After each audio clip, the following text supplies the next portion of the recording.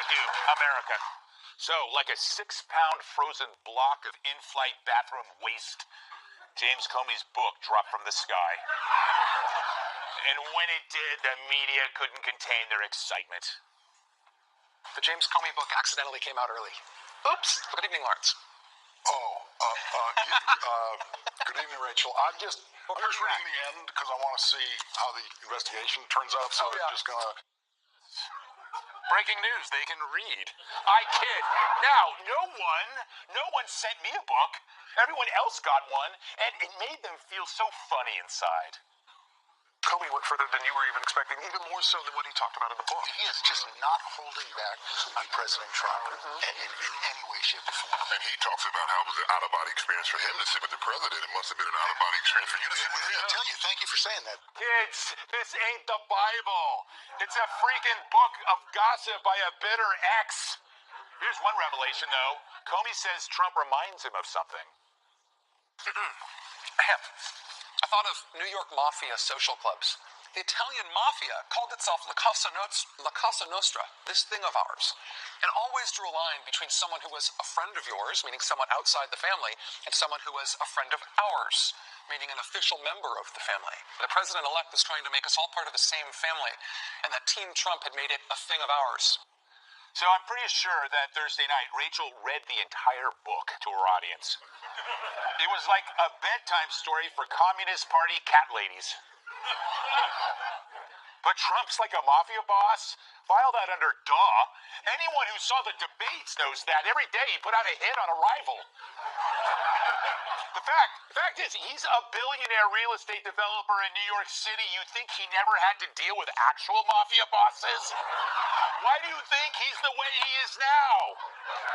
Sorry, when America hears Comey whine that Trump is like a mafia boss, they go, no, Sherlock. That's why we like him. Think about it. Who would you rather have dealing with the likes of North Korea or Putin?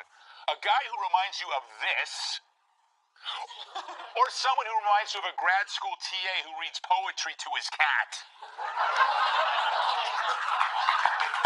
Now, I don't know that he does that. Okay. If I were Trump, when asked about being called a mob boss, I'd say I'm deeply flattered. Then I would hand out red hats that say mafia instead of MAGA. We had that made, by the way, $25 if you want it. Bottom line, this all comes down to one fact. There's a certain kind of person designed to be president from the get-go.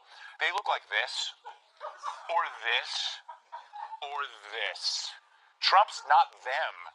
He's Trump. Someone unaccustomed to the purity test all politicians can fake. Which is why the public doesn't care. They know what he is. He may be a mafia boss, but he's our mafia boss. So, they're applauding for the mafia. They are applauding for the mafia. So while the media spews crap, how does America feel about it? All of this is about behavior prior to an election designed to unseat a president based on a vast emotional injury that occurred on November 8th, 2016. What unites anti-Trumpers is PTSD, President Trump stress disorder. The media says Trump is using foreign policy to distract from scandal, but it's actually the opposite. These scandals are designed to keep him from doing his job. That's how America sees it. That's how I see it. And I am America. Yes, I am. I'm kind of shaped like America. And America just wants him to keep doing his job because so far it ain't bad. ISIS, North Korea, China, taxes. Stop him now. What a story that would be. First, an outsider is elected to disrupt the system. Second, he actually disrupts the system. Third, the media and their Democratic enablers flip out. Four, they use everything in their power to remove him. Now, if they succeed, they will have removed one of the most radical political figures in recent memory using behavior that occurred prior to the election. Anti-Trumpers, have you thought this through? If you're not careful, you're going to turn Trump into a massive folk hero, and 70 million people will be at your doorstep, and it won't be to sing, "You've Got a Friend."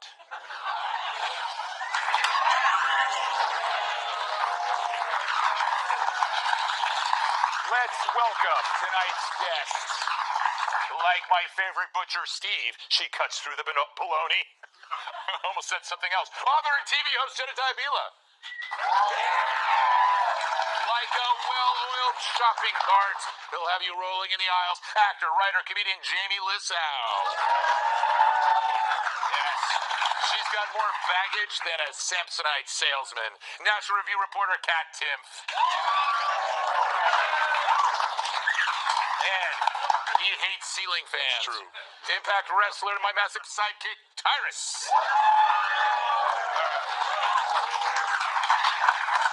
Jedediah, what happened this week? Comey.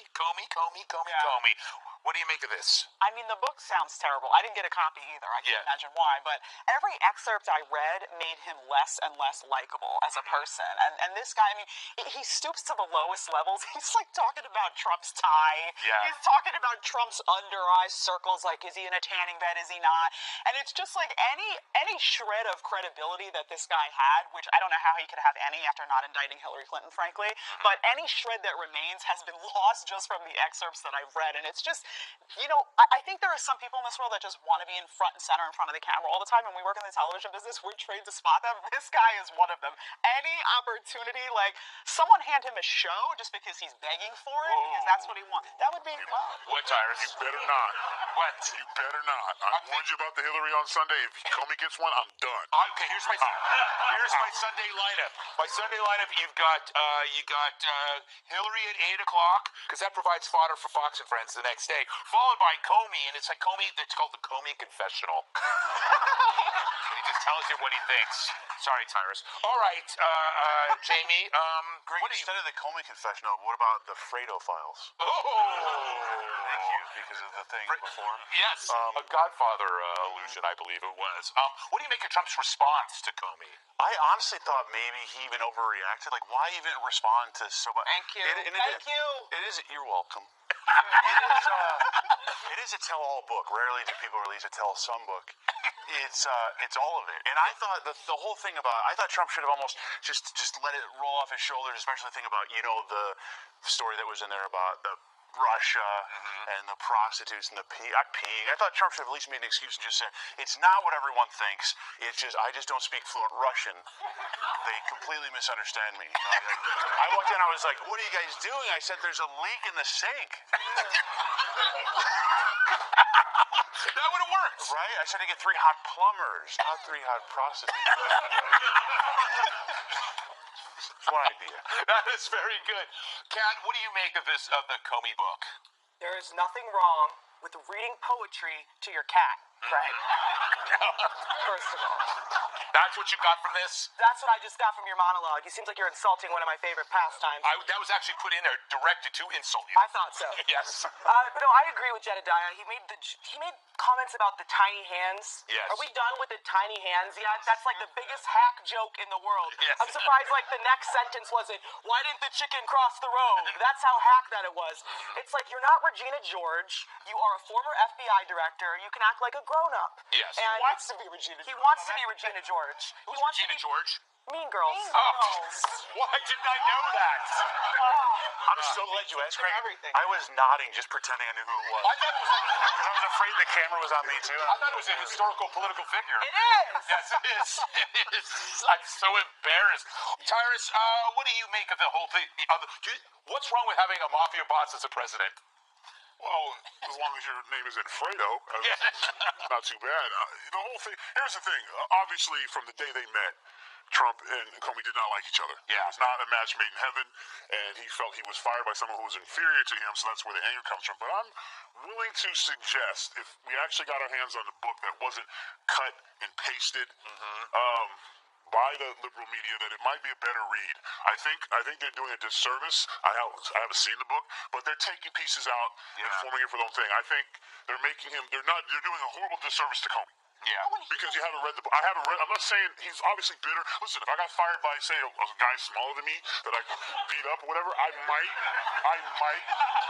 I might, when my book comes out, say some terrible things about like his animal choices that aren't real, or his, that he footstools around the office that I trip over all the time. I might have some issues with some things, which I get. I understand that. We've all been fired, and no, I've never said after I got fired, well, that was a really wonderful place. I was really glad to leave it. Yeah. Sorry they fired me. You know what I'm saying? So I feel like this is more the media, like, oh, let's take this one thing and let's say this and let's say this. I'll wait till I'll actually read the book and I'll I would totally buy that, except that when you watch him in the interviews, he's insufferable. Yes, he is. It's like a pity party for Colby every time. Everything It's is like nauseating. confliction. It's, oh my God, I didn't know what to do I when he started know. talking about his wife.